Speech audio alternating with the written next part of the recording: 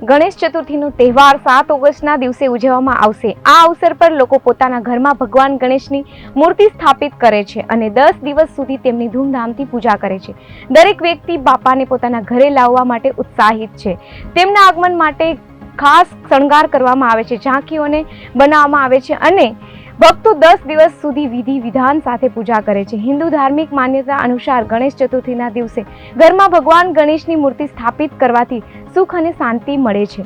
ભગવાન ગણેશની મૂર્તિ ખરીદતા પહેલા કેટલીક બાબતોનું ધ્યાન રાખવું ખૂબ જ જરૂરી છે। ગણેશ ચતુર્થી પર મૂર્તિ ખરીદતી વખતે ધ્યાન રાખો કે તે માટીની હોય કે માટીની મૂર્તિઓ પૂજા માટે શુભ માનવામાં આવે છે। ગણેશ ચતુર્થી માટે મૂર્તિ ખરીદતી વખતે એ વાતનું ધ્યાન રાખો કે જે ગણેશની સૂંઢ જમણી બાજુ હોવી જોઈએ, તે સાથે નીચે મૂષક પણ હોવો જોઈએ અને સાથે મૂર્તિ બેઠેલી હોવી જોઈએ। બાપાની મૂર્તિમાં મૂષક રાજની સાથે હાથમાં મોદક પણ હોવો જોઈએ।